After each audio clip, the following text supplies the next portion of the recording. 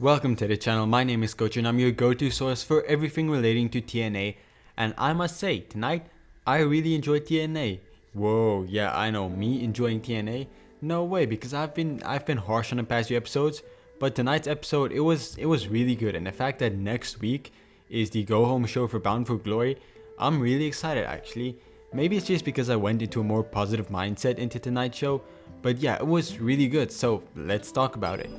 And the first match of the night was PCO going up against Rhino.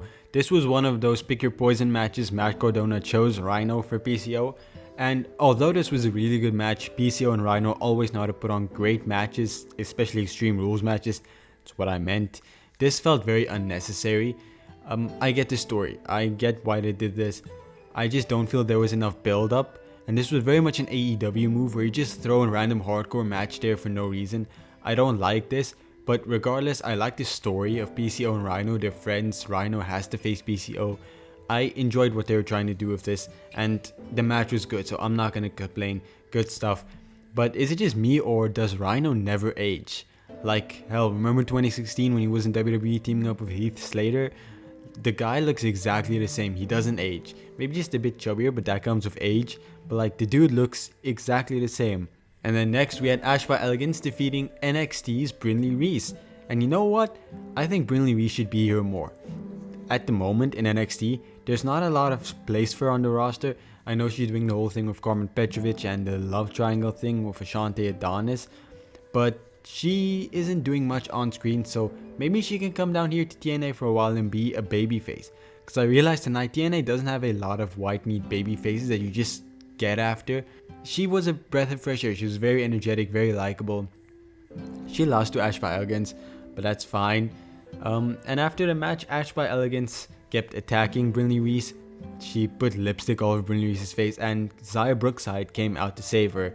And yeah, that's a good comparison, Xia Brookside and Brinley Reece. Brinley Reece just has a lot more energy, a lot more charisma than Xia Brookside. And I think it's something TNA needs. Like I said, there's no pure baby faces.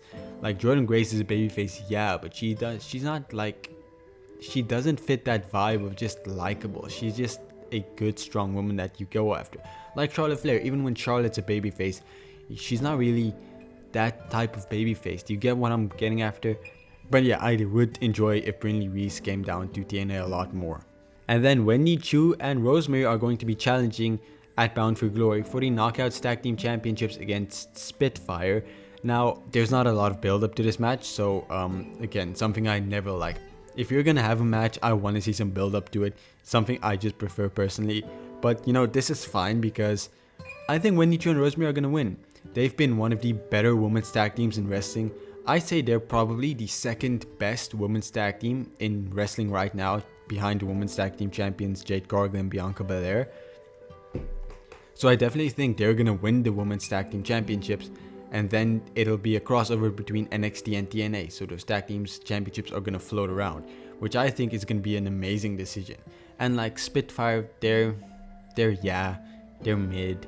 They're here, but like we haven't seen them in a while. I don't care about them. That's what I'm getting after. I don't care about Spitfire. I care a lot about Wendy Chu and Rosemary. So when they win that championship, it's going to be so good and it's going to benefit everyone. And then we had Leon Slater versus Mike Bailey for the X Division Championship.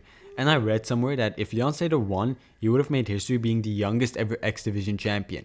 And I knew Speedball Mike Bailey was going to win.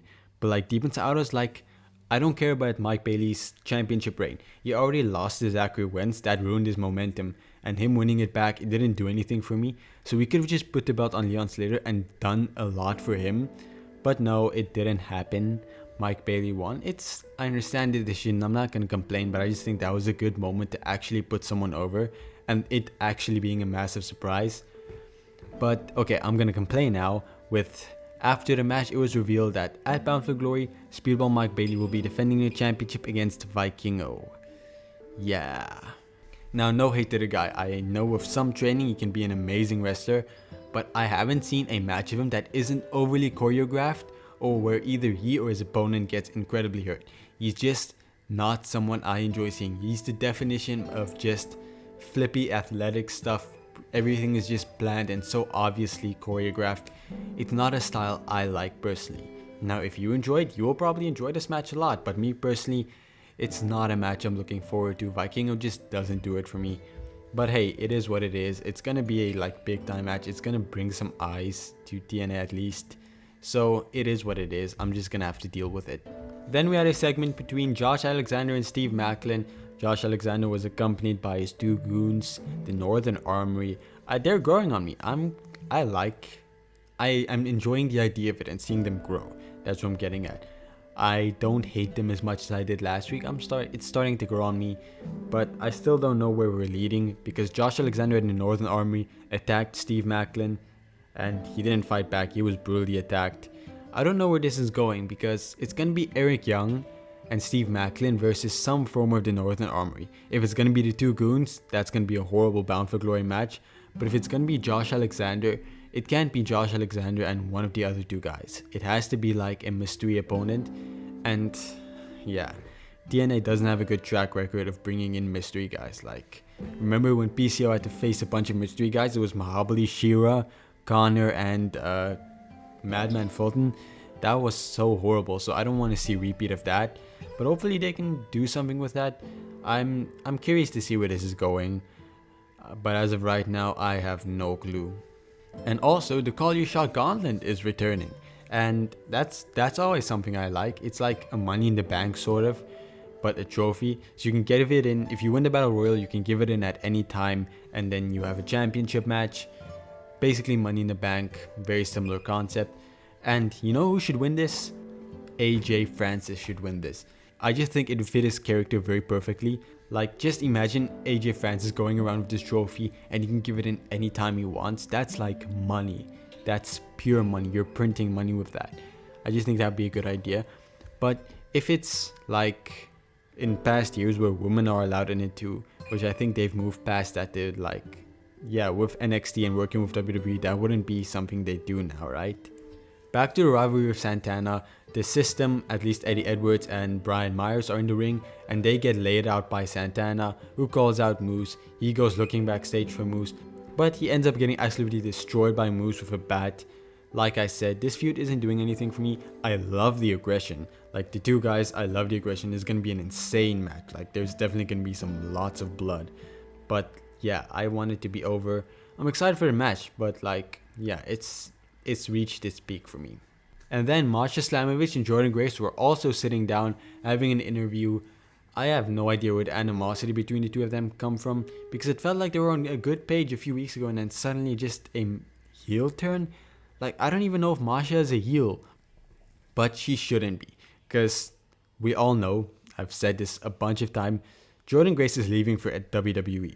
She's gone after next year, so you need a big face, and Masha Slamovich can be that. So having her be a heel right now, it's a bad decision.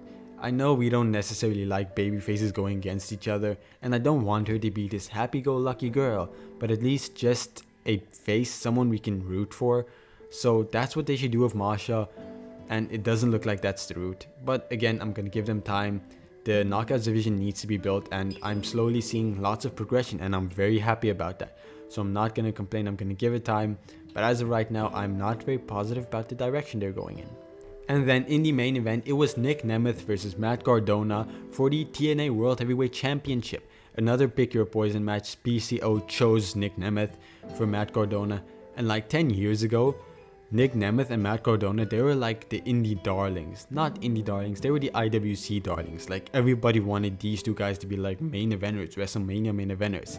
They never quite reached those levels, but like, they're here now, and it's actually a pretty big stage. And it was a cool match. As someone that was watching back then and that was big fans of Dolph Ziggler and Zack Ryder, this was a really fun match to see in like a big main event spot for a world championship. I really enjoyed this. Frankie Kazarian was also on commentary, but we all know what's happening. Matt Cardona didn't win. It was always going to be Nick Nemeth. They're not going to ruin this whole build-up of Joe Henry and Nick Nemeth just to put the belt on Matt Cardona. So a predictable match, but once again, the inner child in me really enjoyed this match, so I looked past the obvious results and I was just enjoying it.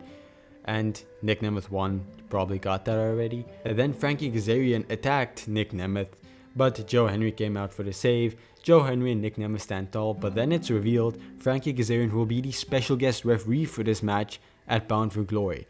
And I love this because this just made it a million times more unpredictable for me. Like, Kazarian hates Joe Henry. In kayfabe, Kazarian absolutely despises Joe Henry. He hates Nick Nemeth too, but like, he and Joe Henry, they hate each other. So, him being the special guest referee, is he gonna cost Joe Henry the match? I think everybody's gonna be outraged if Joe Henry doesn't win at Bound for Glory, because it's time. Just put the belt on Joe Henry. It is time. If you go any longer, you risk losing that momentum that Joe Henry has. But now they actually have me questioning it, because I was so positive Joe Henry is gonna win at Bound for Glory. Now I don't know. I'm not so sure anymore. But this is just an extra layer of complete unpredictability, and I love it. But now we've reached the end of the show. A very, very good show. And as I do on the end of each of these videos, I give a show ranking, and tonight was a solid 9 out of 10. I really hope they can keep this momentum going into next week and into Bound for Glory, because tonight's show, so much happened that I really enjoyed, and just a lot that had me excited for what's to come and the potential, and that's more of what I want to see. So yeah, if you enjoyed the video, if you enjoyed TNA, leave a like and subscribe. I cover TNA every Friday, and I cover NXT every Wednesday. So come join the community and leave a comment, do anything, just help support the channel. Let's grow. We're almost at 100. I would very much appreciate it.